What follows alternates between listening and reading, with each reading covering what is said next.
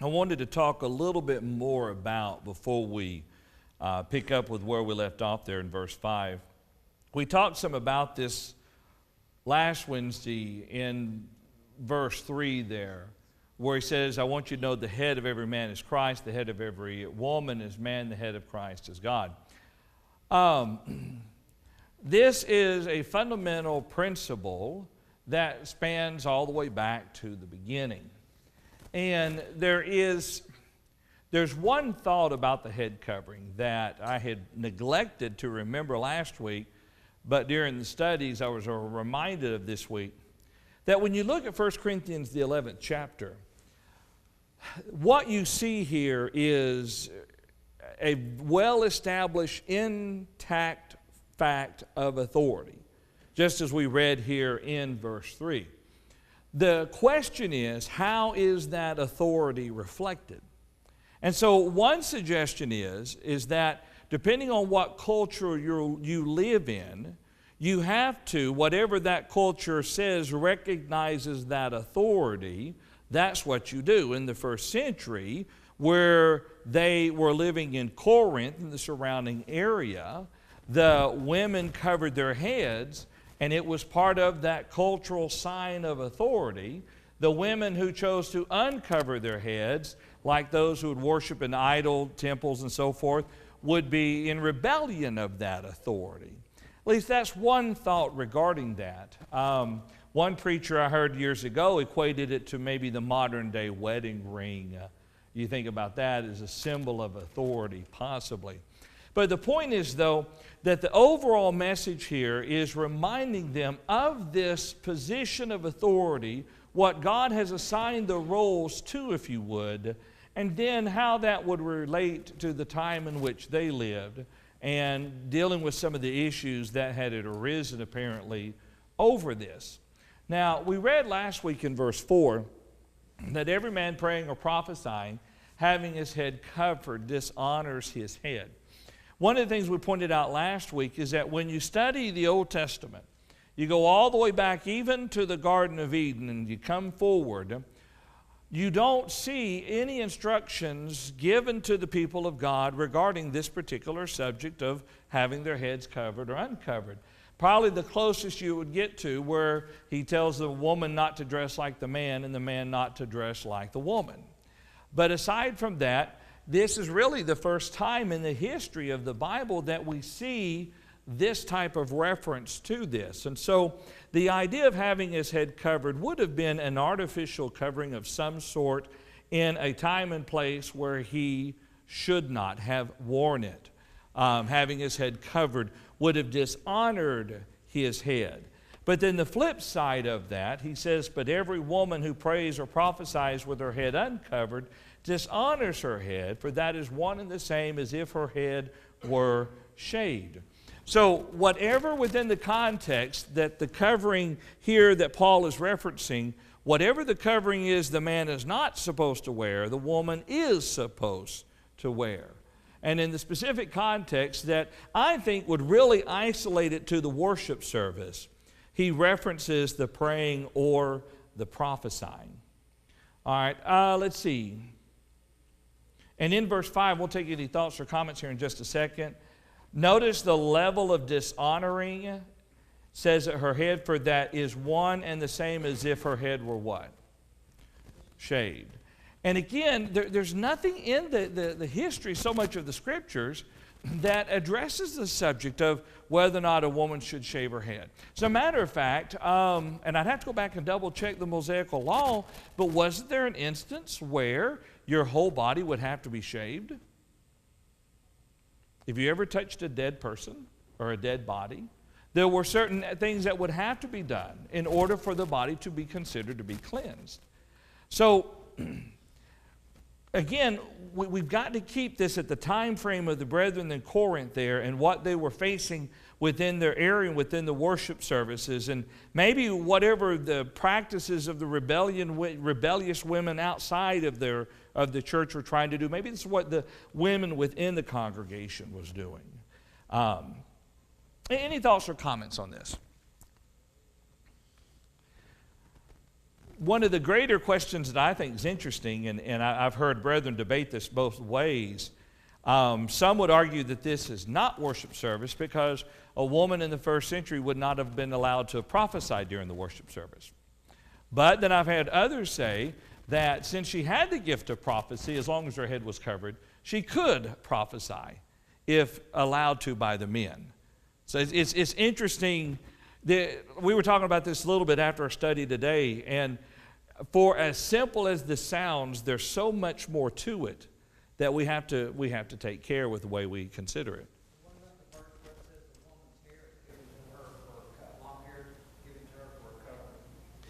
That's what we'll look at here in a little bit, and that's kind of the position some takes, that Paul is explaining. Here's the importance of having your hair covered, and women, by the natural use, you have long hair. Your hair is given to you for a covering. However, what I find interesting in all this, he never defines what is long, does he? Now, the idea of veil does mean completely draped. So it is that type of cover there. But I have known women, though, who, as they've gotten older, have lost their hair. And, and I don't know if they had wigs back then to the level that we have wigs today. So I still think if we keep in the back of our mind authority and roles within the church, roles within the household, God, Christ, man, woman, and even then, here in a little bit, angels as well will be kind of brought into this just a little bit. Look at verse 6. So, for if a woman is not covered, let her also be shorn. But if it is shameful for a woman to be shorn or shaved, let her be covered. Again, covering is the same covering that we've been talking about here. And he's saying that if she's going to pray or prophesy not being covered, in the context that this was written, he says it is one and the same as if she is what? As if she's shaved her head. And so kind of the thought is, if it's a shame to shave your head, then it's a shame for a woman to pray or prophesy with her head uncovered. That's kind of the fundamental thought here at this point in time there in the congregation there at Corinth. All right, any thoughts or comments? All right, look now at verse 7. Let's turn this back to the man for just a moment. For a man indeed ought not to cover his head, since he is the image and glory of God, but woman is the glory of man. All right, we see a look back to that authority issue here a little bit again. But he's telling the men within the context there at the church of Corinth and their worship of God there at Corinth, he says the man indeed ought not to do what? Cover his head. And the reason explained is since he is the image and glory of God, but woman is the glory of man. How is it that man is considered the image and glory of God and woman is considered the glory of man? And he'll explain this in verse 8. Who did God make first? That's right. That's why men are number one. God made Adam first. So in that sense, man is the glory and image of God. Then when did he make Eve? And how did he make Eve? From man. Yeah, made Eve from man. So therefore, in that context, she is the glory of man. So man shouldn't pray or prophesy with his head covered because he dishonors his head. He's the glory of God. Woman is the glory of man. Verse 8, for man is not from woman, but woman for man. Nor, verse 9, he says, was man created for the woman, but woman for the man. So then, verse 10, for this reason the woman ought to have a symbol of authority on her head. Or, depending on your translation, the English Standard Version says, that is why a wife ought to have a symbol of authority on her head. And the New American Standard Version, therefore, the woman ought to have a symbol of authority, and the symbol of is added by the translators, have authority on her head because of the angels. All right, so as if Paul isn't being just a little bit cryptic in this, he then has to throw in there the comment about the angels as well. But let's talk about that for just a moment there. If we're dealing with the subject of authority, and God, Christ, man, and the woman, and even going back to the beginning, the woman is not from man, but the man's not from woman in this case, but the woman for the man. and therefore the woman ought to have a symbol of authority on her head. How could this be a message or a symbol, if you would, to angels?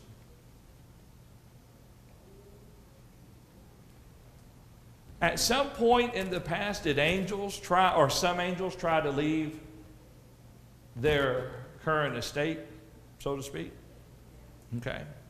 So it's been suggested by some that that's what he's talking about.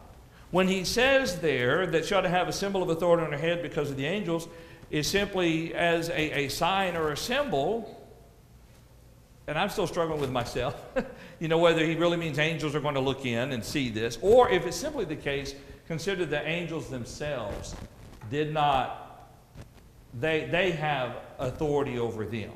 And the woman has authority over her.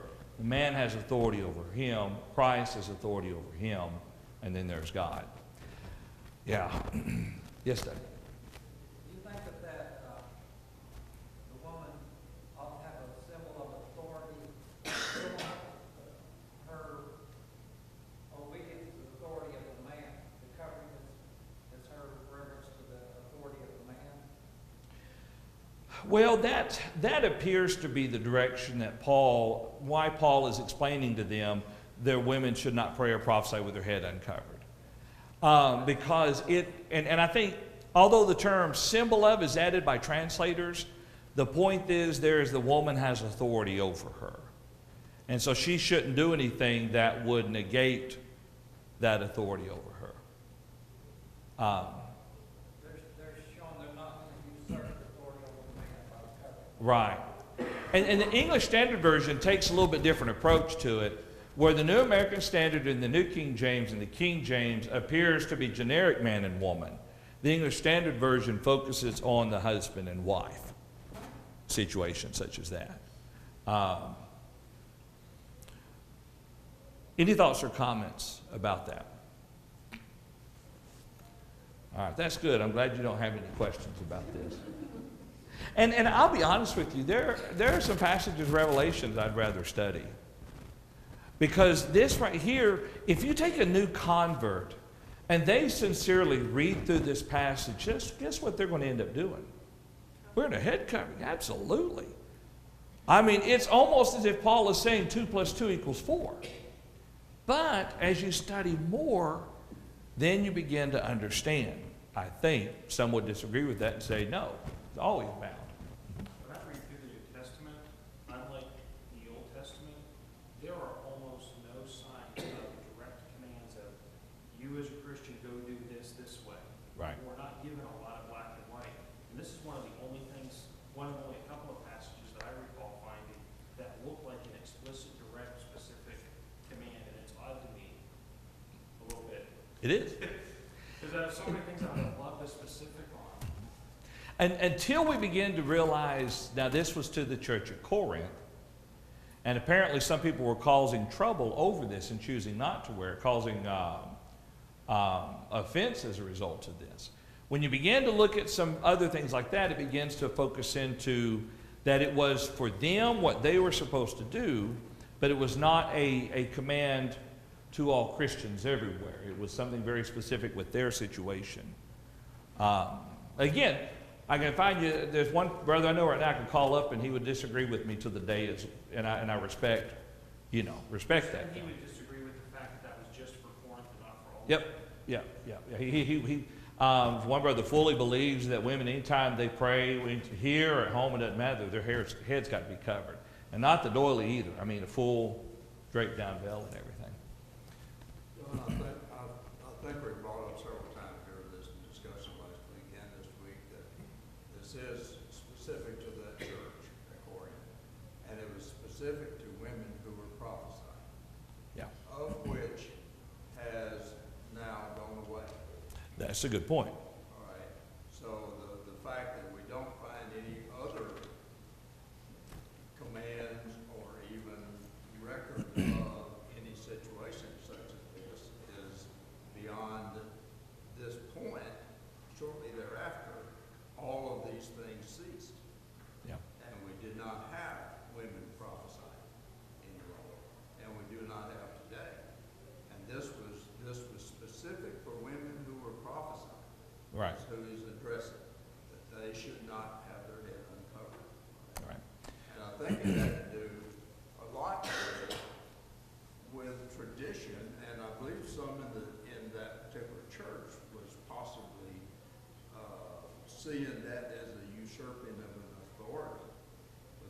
some women obviously were prophesying without their head being covered, and it was causing some problems. And I looked this week also, the only passage in the Old Testament that I could see that even indicated the purpose of that veil, or indicated it the best, was in Genesis 24 and verse 65. And this is when Rebekah saw Isaac coming, Right. and Isaac's servant was with Rebekah. And Rebekah said, "Who is that?" Right. And the servant said, "That is my master." And she immediately covered her head with a veil to show her Respect. subjection to the authority of her master. Yeah. And that was the purpose and the tradition and the custom of the old law. And those customs were still in effect Yeah. during the beginning of the church. And everything I've read it makes more sense to me that we have to first of all understand that it's specific to this one situation, and that situation no longer exists in the Lord's church. So it doesn't have to be addressed anywhere else. First of all. And Right. second of all, it appears that it was causing some kind of problem, and was apparently a problem of seemingly usurping of authority.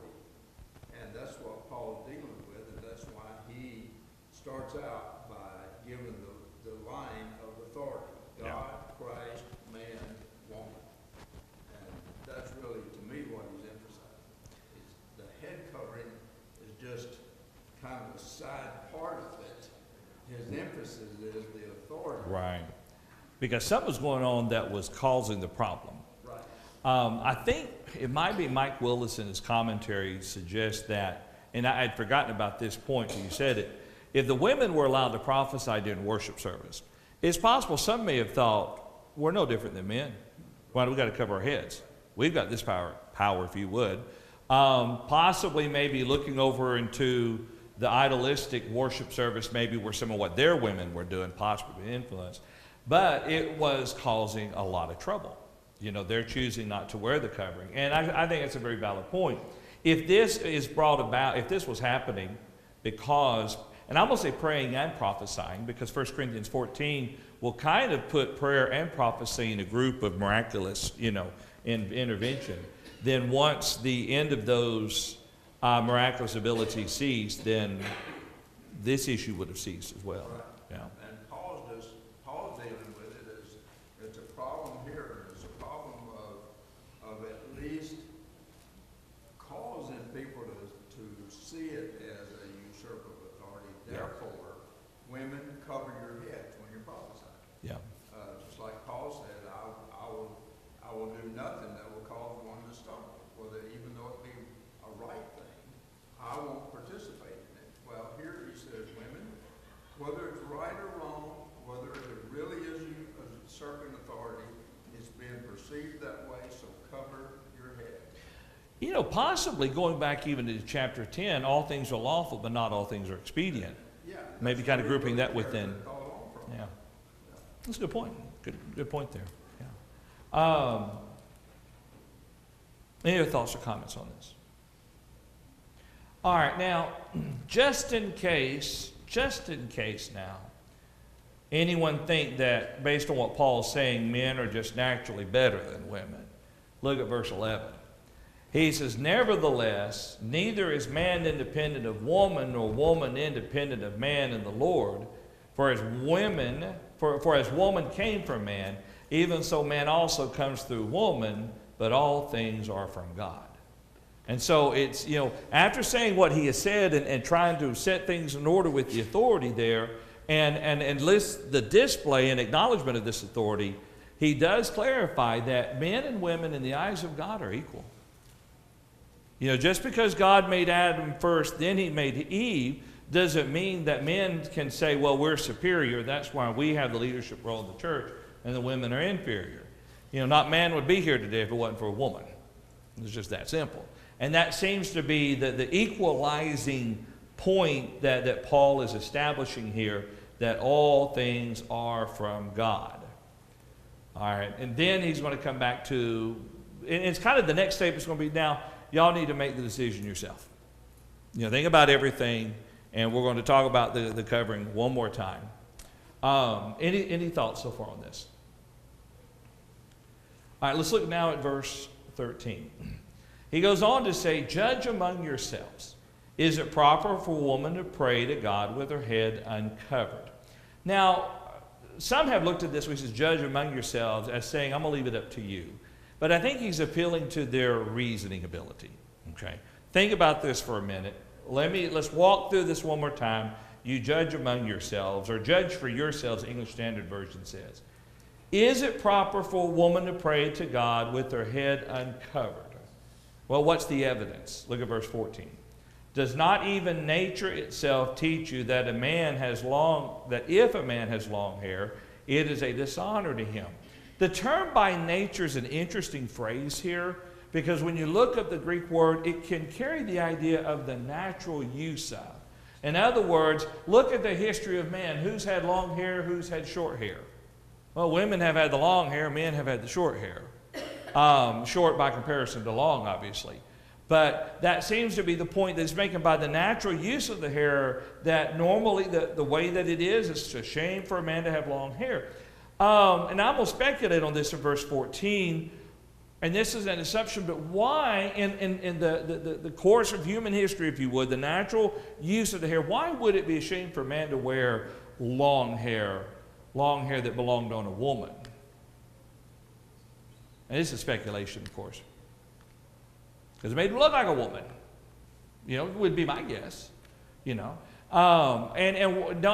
from everything I've seen, or what artist renderings suggest, I figure men normally didn't run around with heads nice and cut like ours is today. They probably wore a little bit longer hair, but definitely not the same as a woman. That's kind of be the overall thought. By the natural use, does not nature itself teach you that if a man has long hair, it's a dishonor to him? But if a woman has long hair, it is a glory to her, for hair is given to her for a what? Now, this is a different word. Different Greek word than the word covering used earlier, but yet it seems to point to the same thought. Okay, even by the natural, you need to judge for yourself. You need to think about this. Women, you normally have long hair anyway. Men, you normally have short hair anyway. This seems to be pretty clear. Your hair is given to you; it is a glory to you. It's given to you for a covering.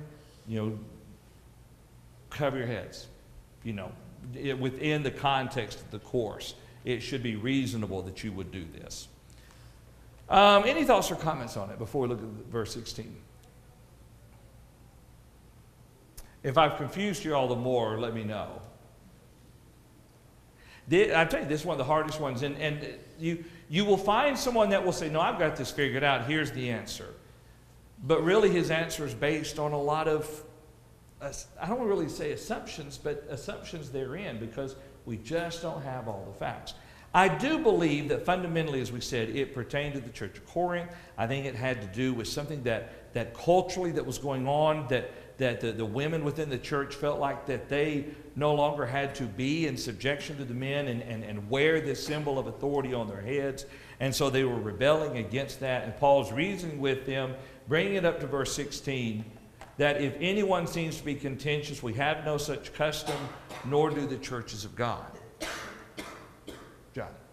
You can finish your statement. Okay. Now, I don't believe the term custom here is talking about the head covering. Because it seems odd for Paul to say, now here's why you should, here's why you should, here's why you should. But you know what? If you're going to be, there's going to be a problem about it, the Church of God doesn't have a custom of wearing head covering. I believe the custom here is causing contentions. But if anyone seems to be contentious, we have no such custom. That is not our practice in the church to cause contention.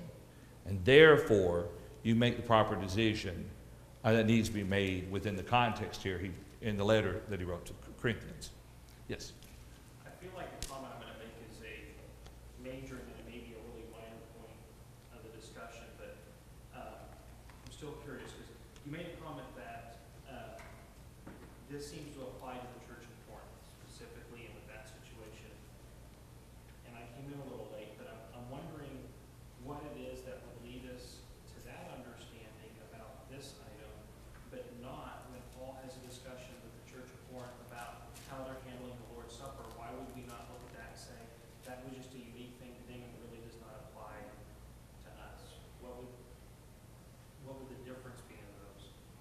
It's a good question, and I'll get my top people on that for you. Okay. No, the way, to me, like in your example of the Lord's Supper, there's so much more substance to that discussion, going all the way back to the establishment of by Christ. Whereas with this, the constant in this chapter is the discussion of authority, not the wearing of the head covering, as far as within the teaching of New Testament teaching. The reason for it seems to be the primary point, not so much the way in which the authority was acknowledged.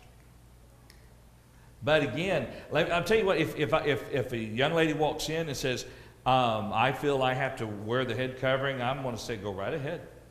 I'm not going to talk you out of it. I'm not going to try to say you're stupid. I was told a story one time of a young lady, hadn't been a Christian too long, asked the preacher about the head covering and this. He said, oh, that's just stupid. You don't have to worry about that. And it meant something to her. Not that he did that. She was upset because she wanted to be right with God. Now, she wore the head covering. Years later, through further study, she stopped wearing the head covering. But if a lady's going to feel like she needs to do it of her own conscience, you can't mock that. Yeah. Right. And then Blake. I would just say, in reference to the question that was asked also, is I see the main difference between these two is back to the fact that prophesying is no longer being done. Yeah.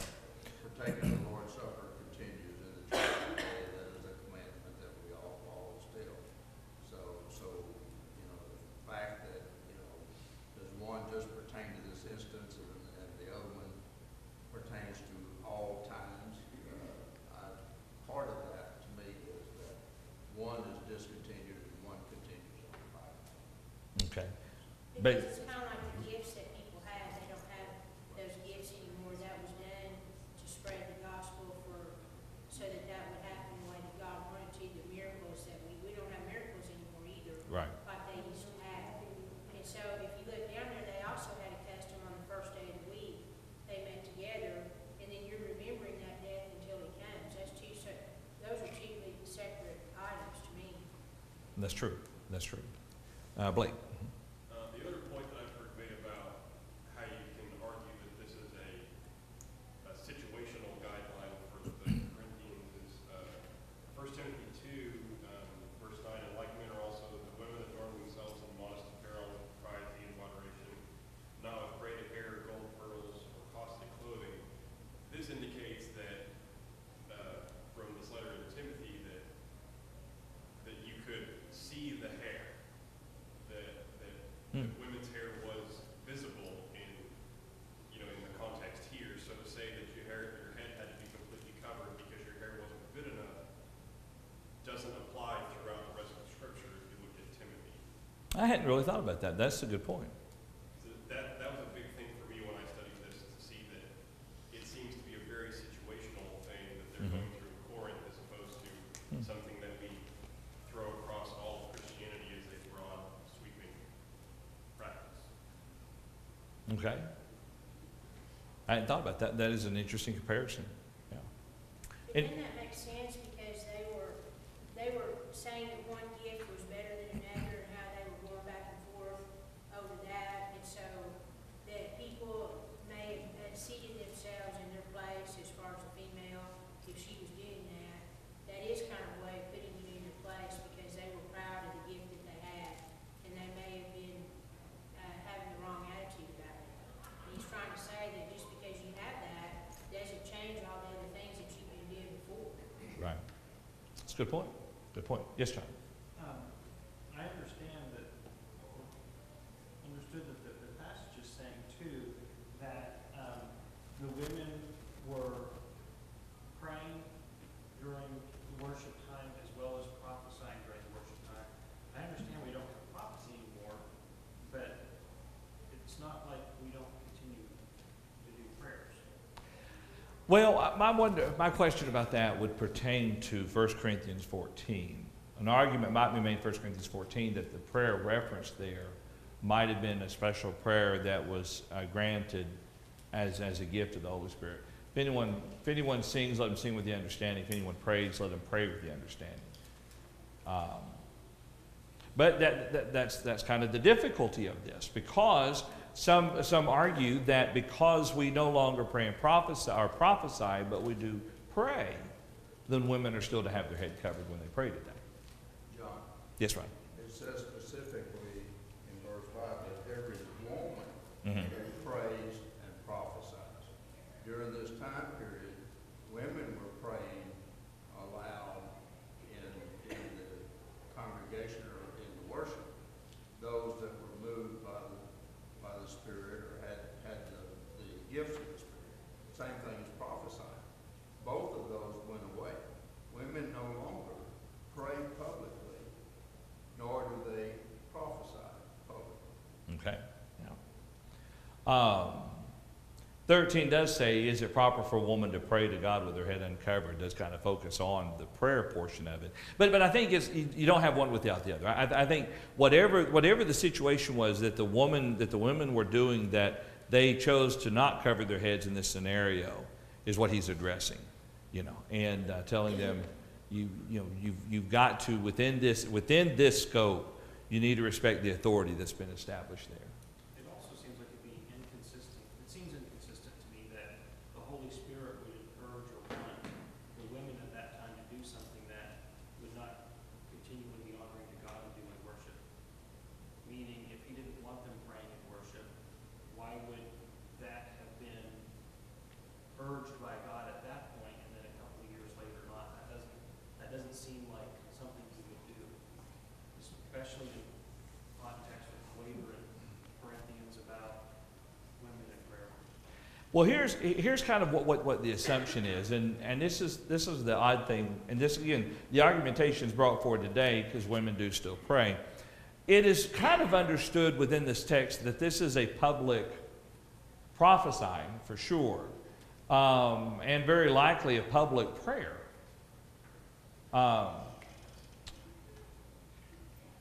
But then again, you flip the coin over, and there are those who hold the absolute position that know that, and their basis is 1 Corinthians 14, let women keep silent in the churches.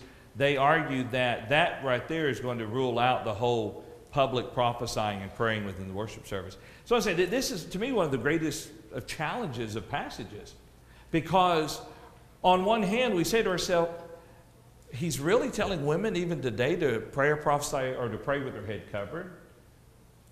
Surely not. But if not, why not? But if so, why so? And I'd love to tell you that I've got the best of answers for you. But I do think the overall point, and I think it's a reasonable point, and I guess I'm glad I'm a man, is that it's going to be the authority issue and the women usurping the authority issue by rejecting that symbol of authority. And I think that's probably the key. They're rejecting what was a symbol of authority. And for them at that time, it was the head covering. And so, is it possible for a woman to reject the symbol of authority today? Oh, absolutely, yeah. And it's going to be a behavior more than apparel. But I think that may be in the end the point that he makes. In verse 16, we don't cause contentious. We are not contentious over this matter. And so that's why they should acquiesce to what he was telling them, that they need to judge for themselves. That was the right thing to do. Brenda. Well, one thing that we need to remember also is if these women were praying and prophesying, they were directed by the Holy Spirit. That's true. I mean, that was where they were getting from the Holy Spirit what to say. Yeah. And I base this on basically authority, what is the authority for someone that's going to pray or prophesy at that time, and that was through the Holy Spirit. Okay. All right. Especially if the prayer was used as a teaching method. It's a teaching method. Yeah, we need to remember why. Yeah, Why yeah. they were given those gifts Yep. and why they were taken away. Yep. Now you know what happens when you open a can of worms? They spilled out. They spill out. And so it's interesting that 1 Corinthians 14, where he gives instructions regarding speaking in tongues and the revelation, it's always the men mentioned there as doing that. And so that's, I don't know, something else to consider. To me, 1 Corinthians 14 shows the spiritual gifts, while given through the Holy Spirit, can be controlled. Right, No. right. And it's interesting, I never know what to make about 1 Corinthians 11, because public doesn't necessarily have to mean in the worship service. Public can happen on the street corner, in a small group. There are many places public Okay. can happen. 1 Corinthians 14 always seems to be like in the worship service, Yeah. where it's not permitted to speak, but I don't know. But in 1 Corinthians 11, he's about to segue into the Lord's Supper, which is worship. I kind of contend that 1 Corinthians chapter 11, 12, 13, and 14 all pertain to the worship service. But I've got some good friends of mine who says, no, this whole discussion on the covering is outside the worship service. And so it's interesting. Yeah. I'm not sure if we covered it well, but hopefully you had a fair idea. You know, I don't hesitate, and you know this, I don't hesitate to tell you that if I look at something and I see something that this is the only way it can be, I'll tell you that. Okay. And I may tell you that some people will look at it other ways, but this is one of the things is I feel fairly certain within my mind that if I was a woman, that I wouldn't have to wear a head covering. Okay. But with that being said, if a woman came up to me and said, do I have to wear a head covering? I'd say, let's study this. Because you need to be fully convinced either way yourself. And I'm not going to tell you, well, don't worry about it, take my word for it. Because someone else can do it the other way and have them to wear the head covering. You know, so it's, this one really calls for a lot of study and a lot of consideration. Any thoughts or any comments? Yes, John? I guess if we were to take a modern day equivalency to the purpose and use of that head covering, it would probably be part of what we saw over the last 50 to 100 years with women and wearing pants. Because that was something that was a change that to a great extent had to do with a representation of authority and roles. Okay. Going back far enough, Yeah. when the changes began to initially come in, Right. it was almost a type of Just rebellion, I guess. I would never argue that someone who goes and gets dressed in pants today as a woman, specifically to make a point. But at some point, I think that was at least somewhat common from what I understand as an initial reason for starting some of that. That'd be an interesting, you know, going back far enough, I could see that. Yeah. Any other thoughts? Yes, Brenda. When we're talking about this, the women that were praying and prophesying, those are the only ones that had the head covering, right? I'm going to say yes, based on the way the text is reading. That's who he is addressing. The woman who's praying or prophesying with her head uncovered. I didn't hear that with the question. Oh, she's saying, Brenda asked, in the context here, he's only talking to women who are praying and prophesying regarding having their head covered. Is that right? He wasn't telling all women to have their head covered. He was saying the woman who prays and prophesies with her head uncovered is the focus of this. I was under the presumption that they all had their, not that it says it here, but I guess in my brain, contextually assuming that all the women had their heads covered, but some were uncovering them when they were standing up and prophesying or praying, and that's where the problem was, because what was normal when you were quote unquote in your place was to keep your head covered. Am I Well, but see that? and that's kind of the general understanding, but the ones he's addressing wasn't the women who didn't speak out. It was the ones who did pray and prophesy. Those specifically are the ones he's telling. Not saying he's telling the others didn't have to, but, and I really think, I'd really come back to the idea that they may have been of the mindset, since we can do this, we don't have to be covered, because the men aren't covered. And so they would uncover their heads while they did this, and Paul would say, no, put your coverings back on while you do that. Possibly. But what I'm getting to is that if they were the only ones Mhm. that would have the head covered, that's why the Holy Spirit was working through them, then there wouldn't be any question that somebody else wouldn't have to have a head covering because they didn't have the Holy Spirit working through them. Oh, a very specific sign of authority.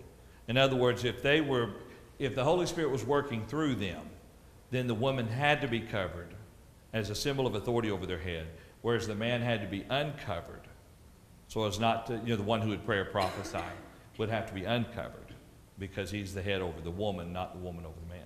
And that would unbind us today. Yeah. It's an interesting point, interesting thought. I do apologize for not having a more solid rock answer for you on this, but in all good conscience, I can't tell you one way or the other than where I stand on it and the reasoning and why I'm at that position on it. Yes, Ron. The point was brought up that, well, why would God at one point say women keep silent in church, but yet allow the Holy Spirit to give some of them that gift? But we know that they did, because we know of Anna the prophetess. Yeah. All right, and we know of Priscilla that was prophesying. So we know that the Holy Spirit did, give his gift to certain women, and God allowed it. Who had the 7 daughters that prophesied? Was it Stephen or Philip?